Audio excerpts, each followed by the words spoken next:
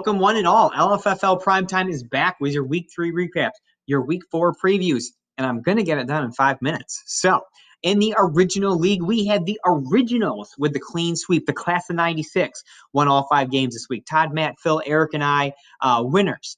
Todd sits atop the standings at 3-0. Only the second time in 25 seasons Todd has been 3-0, which is incredibly surprising. He has more championships than 3-0 starts. So, hey, good for you for the championships and good for you on that 3-0 start.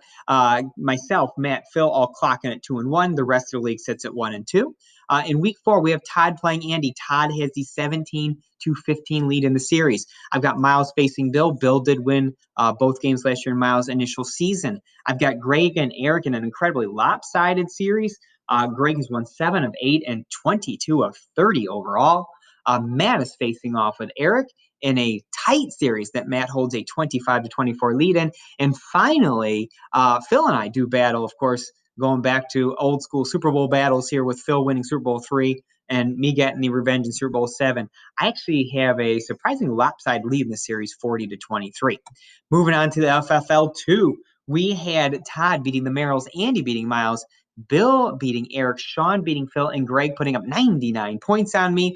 Greg fell just 1 point shy of joining a fairly exclusive 100-point club. He's gotten there once. Only 11 teams have gotten there over the years, and no one has made it since 2016. So Greg just shy, 12, tied for the 12th highest score of all time at this point. Bill and Greg moved to 3-0 and remain undefeated. Sean, Eric, Todd sit at 2-1. We got myself, Andy, and Miles in a family thing for me at 1-2, and Phil and the Merrills at 0-3. Merrill brothers taking on Andy, Miles taking on Bill, Greg taking on Sean, Eric taking on Phil, and Todd taking on me. In the LFFL 3, congratulations are in order. Matt Brennan, a first-time winner in this league. I'm sure one of many to come. Todd beat Bill, Miles beat Andy, Eric beat Matt, and I beat Phil. Miles sits on top of the standings here at 3-0. I've got Matt, myself, and Greg at 2-1 in solid position. Rest of the league at 1-2, just like the original league. In week 4, we got Miles taking on Phil.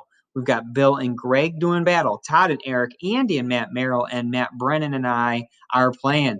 Welcome, Bill, to the winners column in the LFFL 4. His first win this year, his 5th win overall. His 159 points moved his career scoring average over 130 points per game. Well done. Eric and I faced a great battle for second place. Eric, has been third 2 weeks in a row.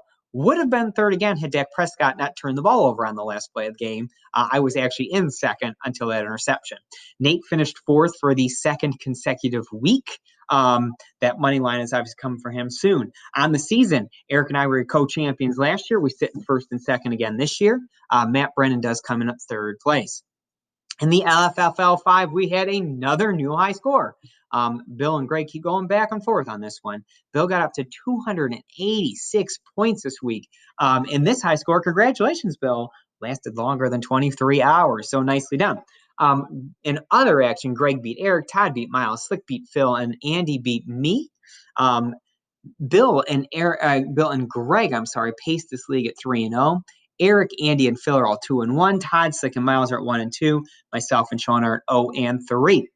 This week, it looks like Phil is going to be the person who gets the high score put up on him because he's playing Greg, and we know they like to flip-flop. So, other actions, Slick and Todd, Eric and Bill, Sean and Andy, Miles, and myself. Moving on to the FFL 6, we have current leaders. Myself in February, March, and June. I've got April to Todd, May to Phil, July to Matt, August to Greg. I continue to do very well overall in these standings. Todd is a very safe 2nd right now. Greg's in 3rd. Slick, the Merrills were your week's biggest movers. Slick improved by 1.4 positions in the standings. Matt improved by 1 position. One overall average point, and Josh by 0.7 overall points. So these, as we know, can fluctuate greatly from week to week. Finally, the LFFL 7. Matt Merrill, unfortunately, was eliminated this week. It did last longer than last year, but I'm sure not as far as he wanted to go. Joins Andy and Greg, who have lost their heads. Your high score this week was Josh, and I put in here Phil. It was actually a really tight battle between Matt and Phil. Phil was less than 3 points ahead of Matt. So, LFFL Player of the Year, I lead. Todd is 2nd, Greg is 3rd. And Todd, what's your big mover winning all 4 games this week? Good luck to you in week 4.